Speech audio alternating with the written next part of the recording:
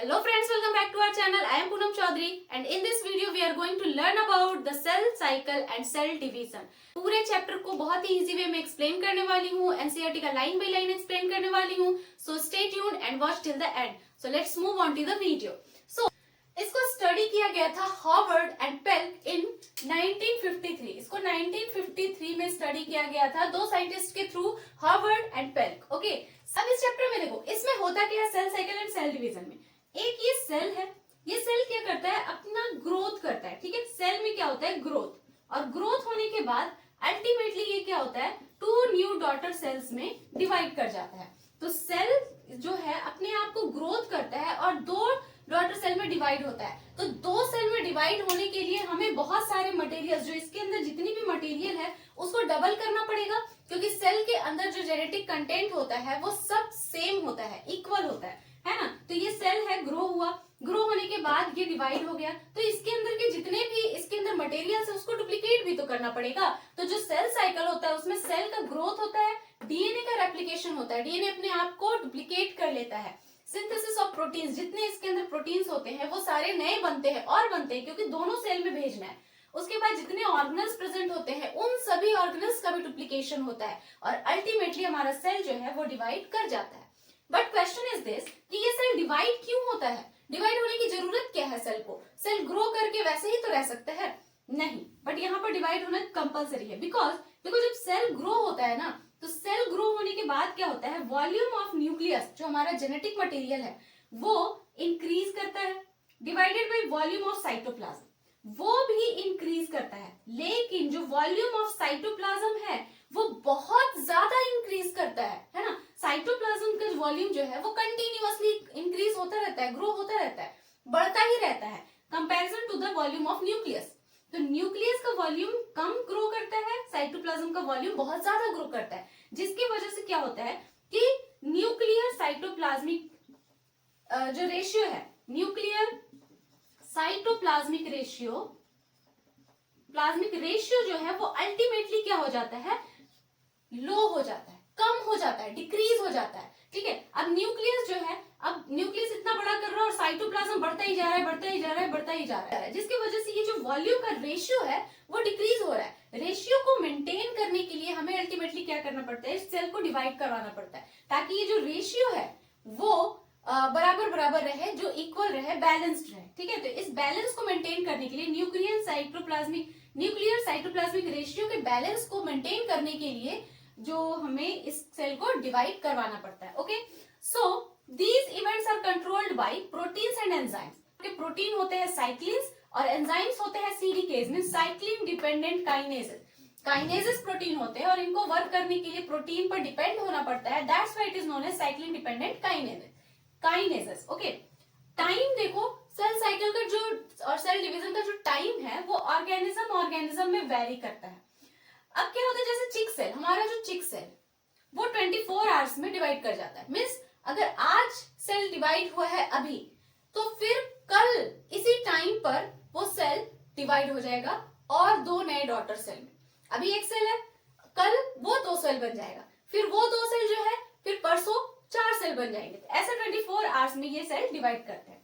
वहीं ईस्ट की बात करें तो 90 मिनट्स में, मीन्स 1.5 घंटे में डुप्लीकेट हो जाता है. इकोलाई की बात करें तो 20 मिनट्स में डुप्लीकेट हो जाता है. इसलिए मोस्ट ऑफ द एक्सपेरिमेंट्स जो होते हैं इसके ऊपर ही होते हैं क्योंकि कम टाइम में हो जाता है. ओके, अब फेजेस ऑफ सेल साइकिल की बात करें तो कौन कौन से होते हैं. सेल का जो पूरा साइकिल है वो दो फेजेस में डिवाइडेड है, इंटरफेज, एम फेज. इंटरफेज को हम प्रीपरेटरी फेज कहते हैं. मीन्स सेल को डिवाइड तो करवाना है, लेकिन डिवाइड करने का काम तो बस इतना है, कम है, थोड़े से समय में हो जाएगा, डिवाइड कर जाएगा.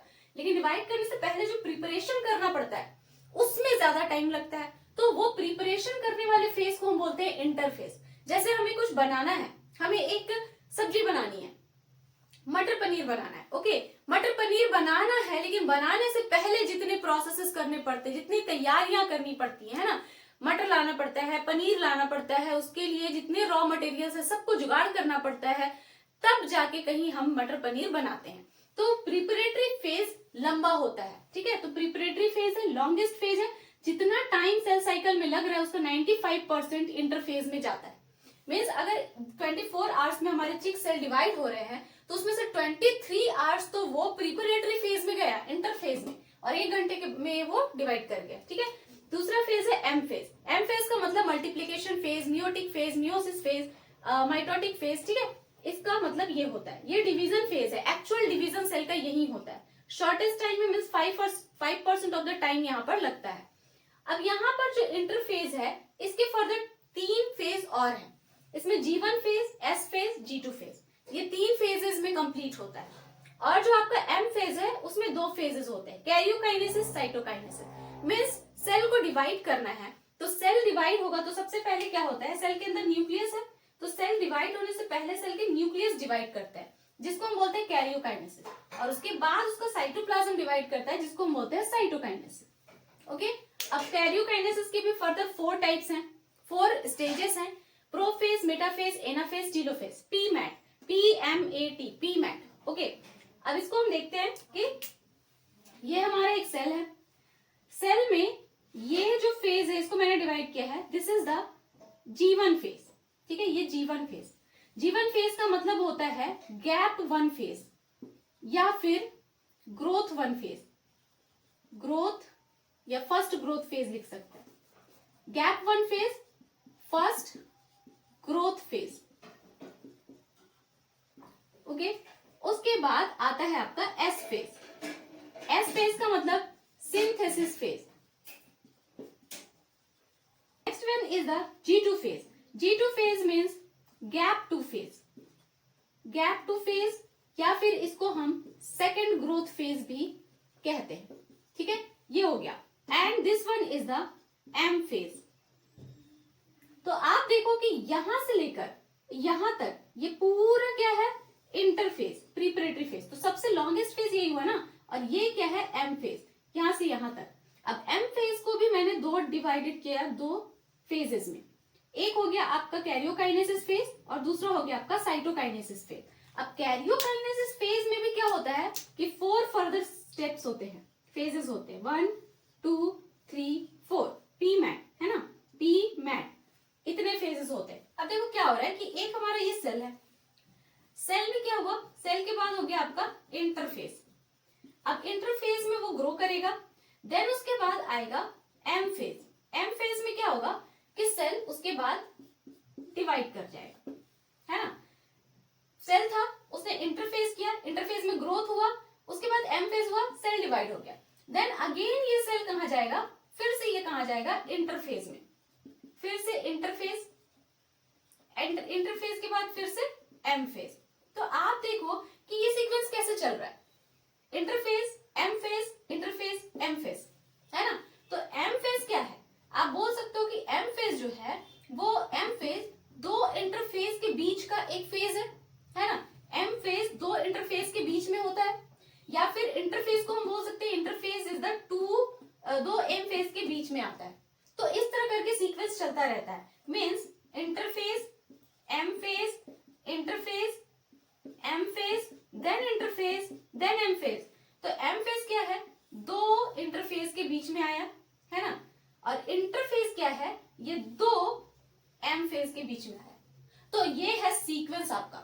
इस पर क्वेश्चन भी आता है और आ चुका है, जिसमें पूछा जाता है कि इंटरफेज क्या होता है, कौन सा फेज होता है। तो इसमें हम लिख भी सकते हैं कि interphase is a phase between 2 consecutive M phase, और M phase is a phase between 2 consecutive interphase. Okay, उसी तरह अगर हम बात करें तो सबसे पहले हमारा सेल डिवाइड किया, एम फेज हुआ, एम फेज के बाद इंटरफेज आता है। इंटरफेज का मतलब है कि G1 phase, S phase, G2 phase, then again M phase, G1 phase, S phase, G2 phase. ठीक है, ये सीक्वेंस कभी भी उल्टा पुल्टा नहीं होता, ऐसे ही चलेगा, G1S G2M, G1S G2M, ठीक है, G1S G2M, G1S G2M, इस तरह करके ये चलता रहता है, ये सेल साइकिल का प्रोसेस। ठीक है, तो आप देखो कि G1 फेज क्या है, it is a post phase, है ना, post phase of M phase. Meiosis के बाद या माइटोटिक के बाद या मल्टीप्लिकेशन के बाद का जो फेज आता है वो एस फेज होता है, सेल एस फेज करेगा, G1 फेज करेगा। ओके, उसके बाद इसको और हम क्या कह सकते हैं कि it is the pre phase of synthetic phase. S phase का मतलब होता है सिंथेटिक फेज, तो एस फेज के पहले आ रहा है ना, तो it is G1 is the pre phase of synthetic phase. और एस फेज को हम क्या कह सकते हैं, it is the pre phase of G2 phase और post phase of G1 phase. इस तरह करके ये सीक्वेंस चलता रहता है। मीन्स एस कहाँ आ रहा है, G1 G2 के बीच में, G2 कहाँ आ रहा है, एस और एम के बीच में, और G1 कहाँ आ रहा है, एम और एस के बीच में। तो आप इस तरह सीक्वेंस लिखो और आप इसको इस तरह से देखो, तो आपको याद रहेगा कि कौन सा फेज कब आ रहा है। तो ये सीक्वेंस कुछ इस तरह से चलते रहते हैं, और ये सीक्वेंस ऐसे ही चलते हैं, कभी भी इधर से उधर उल्टा पुल्टा नहीं होते। नाउ अब हम इसको देखते हैं, इस पूरे सेल साइकिल को, इस तरह की कहां पर क्या हो रहा है, कौन से इवेंट्स में क्या फंक्शन हो रहा है। ठीक है, तो सबसे पहला हमारा G1 फेज है। तो इस पूरे सेल साइकिल में और इंटरफेज में G1 फेज जो होता है वो सबसे लंबा फेज होता है, लॉन्गेस्ट फेज। ओके, तो G1 फेज क्या, G1 को हम लिख सकते हैं लॉन्गेस्ट फेज। लॉन्गेस्ट फेज, अब लॉन्गेस्ट फेज किसका, पूरे सेल साइकिल का भी और इंटरफेज का भी। इंटरफेज में G1 S G2 हो रहा है ना, सबसे लंबा G1 है। अब G1 लंबा है तो मतलब पूरे सेल साइकिल में भी G1 फेज ही लंबा होगा। लॉन्गेस्ट फेज किसका, सेल साइकिल का एंड प्लस इंटरफेज का। ठीक है, तो इंटरफेज और सेल साइकिल के ये सबसे लॉन्गेस्ट फेज होता है G1 फेज। नाउ अब हम देखेंगे कि G1 फेज में हो क्या क्या रहा है। तो हमें क्या करवाना है, सेल को डिवाइड करवाना है। डिवाइड करवाने के लिए बहुत सारे काम चाहिए, जैसे कि सेल को पहले ग्रो होना पड़ेगा। तो सेल का जो सबसे ज्यादा ग्रोथ होता है वो इसी फेज में होता है। तो सेल का सबसे ज्यादा ग्रोथ कहाँ हो रहा है, G1 फेज में हो रहा है। ओके, अब सेल ग्रोथ हो रहा है, इसमें प्रोटीन का सिंथेसिस भी हो रहा है। प्रोटीन सिंथेसिस, जितने प्रोटीन्स हैं उनका सिंथेसिस हो रहा है, एक्सेप्ट, ठीक है, एक्सेप्ट लिख देते हैं, एक्सेप्ट हिस्टोन, हिस्टोन प्रोटीन यहां नहीं बनता, एंड ट्यूबुलिन, ठीक है, ये दो प्रोटीन जो है यहां नहीं बन रहा है। यहां पर आरएनए का सिंथेसिस हो रहा है, आरएनए सिंथेसिस हो रहा है। यहाँ पर एटीपी का सिंथेसिस हो रहा है, क्योंकि पूरे सेल डिवीजन के लिए और सेल साइकिल के लिए हमें बहुत ज्यादा एनर्जी चाहिए, तो एनर्जी भी बनाएंगे यहाँ पर। तो एटीपी का सिंथेसिस भी हो रहा है, यहाँ पर एटीपी का सिंथेसिस हो रहा है। उसके बाद यहाँ पर न्यूक्लियोटाइड, ठीक है, न्यूक्लियोटाइड प्लस न्यूक्लियोसाइड का सिंथेसिस हो रहा है। मीन्स कि हमें डीएनए भी तो बनाना है, तो डीएनए बनाना है तो हमें न्यूक्लियोटाइड और न्यूक्लियोसाइड का सिंथेसिस करना पड़ेगा। उसके बाद सेल ऑर्गेनेल का जो रेप्लिकेशन या डुप्लीकेशन है वो भी हो रहा है, सेल ऑर्गेनेल रेप्लिकेशन, लेकिन सबका नहीं हो रहा। ठीक है, most of the cell organelle का हो रहा है। कुछ सेल ऑर्गेनेल है जैसे कि क्लोरोप्लास्ट, माइटोकॉन्ड्रिया, ये सब जो है वो आपके G2 फेज में होते हैं। तो यहां पर आपके ये सारे काम हो रहे हैं। दूसरा आता है आपका एस फेज। अब एस फेज में क्या होगा, सेल तो ग्रो कर गया, ऑर्गेनल्स भी डुप्लीकेट कर गए, आरएनए भी सिंथेसाइज हो गया, न्यूक्लियोटाइड न्यूक्लियोसाइड भी बन गया, प्रोटीन भी सिंथेसाइज हो गए। अब हमारा जो डीएनए है वो डीएनए डुप्लीकेट होगा। मीन्स यहां पर क्या होगा, डीएनए रेप्लिकेशन, यहां पर लिखते हैं डीएनए का होगा रेप्लिकेशन। अब डीएनए रेप्लिकेशन का मतलब क्या हो रहा है, देखो डीएनए हमारा कितना, अगर मीटर में बात करें तो 2.2 मीटर का लंबा 2.2 मीटर लंबा हमारा डीएनए होता है। अब हमें इस सेल को दो सेल में डिवाइड करना है, मतलब जो दोनों नए सेल बनेंगे दोनों में 2-2 मीटर के डीएनए होने चाहिए, 2.2 मीटर के डीएनए होने चाहिए। क्रोमोसोम कितना होता है हमारा, क्रोमोसोम होते हैं हमारे पास 46, ठीक है, 23 पेयर्स 46। अब 46 है, मतलब कि हमारे जो दो नए सेल बनेंगे उन दोनों के पास भी 46 होने चाहिए। जो क्रोमोसोम का जो अमाउंट है उसको डबल करना पड़ेगा, है ना। डीएनए का अमाउंट जब हम डबल करेंगे तभी तो आगे जाके क्या हो जाएगा, 46 का 46 दोनों सेल में फिर हम डिवाइड कर देंगे तो 46 होगा, है ना। तो हम क्या करते हैं, डीएनए का रेप्लिकेशन करवाते हैं। मीन्स डीएनए हमारा कुछ इस तरह से प्रेजेंट है ना। एस फेज में कैसा है, इस क्रोमेटिन के फॉर्म में प्रेजेंट है, ऐसे थ्रेड लाइक स्ट्रक्चर प्रेजेंट होता है। तो एस फेज में क्या होता है, एस फेज से पहले ये सिंगल होता है, ठीक है, ये ऐसे ही सिंगल है। एस फेज में आने के बाद इसका डुप्लीकेशन हो जाता है, मींस हर थ्रेड जो है डीएनए का ऐसे डबल बना लेता है। ओके, डबल, ये सिंगल था ये डबल हो गया, इस तरह करके। तो सपोज दैट कि हम अगर क्रोमोसोम की बात करें तो हमारे पास एस फेज से पहले कैसे क्रोमोसोम थे, ऐसे सिंगल क्रोमेटिड वाले थे, ठीक है, इस तरह के क्रोमोसोम थे प्रेजेंट। कितने थे, 46। एस फेज में आने के बाद कैसे हो गए, डुप्लीकेशन हो गया। एस फेज में आने के बाद हमारे क्रोमोसोम कुछ इस तरह के बन गए, मीन्स इसमें सिस्टर क्रोमाटिड्स प्रेजेंट हो गए, सिस्टर क्रोमाटिड्स। सिस्टर क्रोमाटिड्स मतलब इनका जो आर्म था, जो ये क्रोमोसोम का आर्म था, उसने अपने आप को डबल कर लिया। ठीक है, क्रोमोसोम का नंबर डबल नहीं हुआ, अमाउंट डबल हुआ। ठीक है, वॉल्यूम डबल हुआ, नंबर सेम है 46, ऐसे हो गए 46 ही थे, लेकिन उन्हीं में क्या हो गए, डुप्लीकेट आ गए। तो नंबर क्रोमोसोम का 46 ही रहेगा, बट वॉल्यूम इंक्रीज कर जाएगा।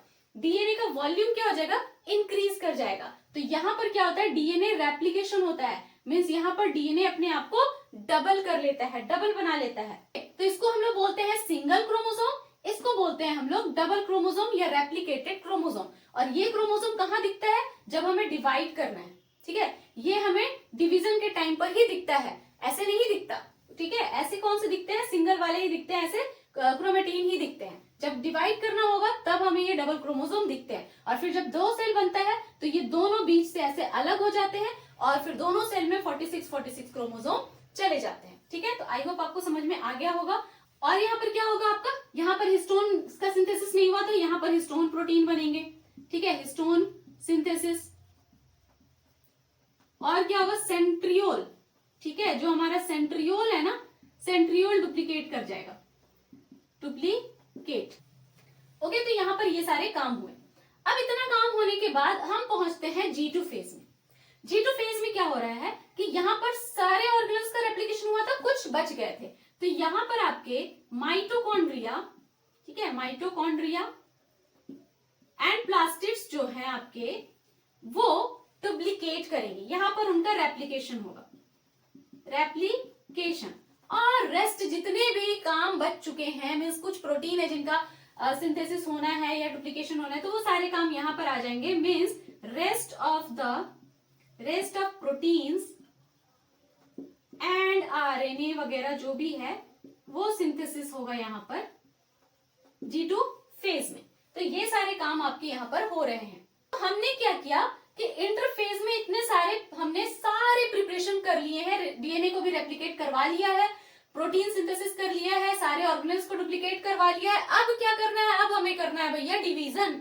तो डिवीजन करने के लिए हमें क्या करना है, इसके पास भी आपके दो फेजेस हैं डिवीजन। एम फेज में हम एंटर करेंगे। ठीक है, हमने G1 फेज क्रॉस कर लिया, एस फेज क्रॉस कर लिया, G2 फेज क्रॉस कर लिया। अब हम एंटर करने वाले हैं एम फेज में, मीन्स एक्चुअल डिवीजन जहां पर होगा। तो एक्चुअल डिवीजन के लिए कौन कौन से फेजेस चाहिए, एम फेज में। यहाँ एम फेज में ये क्या है आपका, ये आपका कैरियोकाइनेसिस, कैरियोकाइनेसिस। और ये क्या है यहाँ पर आपका, साइटोकाइनेसिस। ठीक है, साइटोकाइनेसिस। कैरियोकाइनेसिस में आपके 4 स्टेप्स होंगे, 1, 2, 3 एंड 4। पहला है आपका प्रोफेज, ठीक है, प्रोफेज होगा। दूसरा है आपका metaphase, anaphase and telophase. So cytokinesis के बाद मीन्स सेल का यहाँ पर न्यूक्लियस का डिवीजन हो गया, साइटोकाइनेसिस में आने के बाद उसके साइटोप्लाज्म का डिवीजन हो गया, और फाइनली हमें 2 न्यू डॉटर सेल्स मिल जाते हैं। ठीक है, तो हमने यहाँ से स्टार्ट किया था और उसके बाद अब हमें 2 न्यू डॉटर सेल्स मिल चुके हैं। अब यही डॉटर सेल्स फिर से G1 में एंटर करेंगे, S में एंटर करेंगे, G2 में एंटर करेंगे, देन फिर से M में एंटर करेंगे, फिर और 2 नए सेल बनाएंगे। तो इस तरह करके हमारा सेल साइकिल और सेल डिवीजन चलता रहता है। अब जैसे ही ये सेल, अब देखो क्या हुआ कि जैसे ये सेल G1 फेज को कंप्लीट करते हैं, तो G1 फेज को कंप्लीट करने के बाद यहाँ पर एक चेक पॉइंट होता है। चेक पॉइंट किस लिए होता है, सपोज दैट कि आपने पूरे साल पढ़ाई करी, पढ़ाई करने के बाद आपको न्यू क्लास में प्रमोट करने से पहले क्या होता है, एग्जाम होता है कि आपने ठीक से पढ़ाई करी कि नहीं, आपको कुछ आता है कि नहीं। तो उसी तरह इसने जब G1 फेज को कंप्लीट किया तो यहाँ पर एक चेक पॉइंट लगा होता है जो चेक करता है कि इसने सारे काम को सही से किए है कि नहीं, और वो किसके थ्रू किया जाता है, सीडीकेस के थ्रू किया जाता है। ठीक है, साइटोकाइन डिपेंडेंट काइनेसिस, उसके थ्रू किया जाता है। यहाँ पर पूरा चेक कर लिया जाता है, उसके बाद सेल को भेजा जाता है एस फेज में। एस फेज में पूरा काम कर लिया, फिर G2 में गया, G2 में भी काम कर लिया। अब M फेज में भेजने से पहले फिर से एक चेक पॉइंट होता है जो फिर से सीडीकेस करते हैं, और वो ये पता करते हैं कि इसने पूरा काम ठीक किया है कि नहीं, तभी सेल को डिवाइड करेंगे, अदरवाइज नहीं डिवाइड करेंगे। क्योंकि अगर गलत वाले सेल को डिवाइड कर दिया गया तो फिर से गलत सेल ही डिवाइड होंगे और फंक्शंस हमारे गड़बड़ हो जाएंगे। तो इस तरह करके हमारा सेल डिवीजन होता है।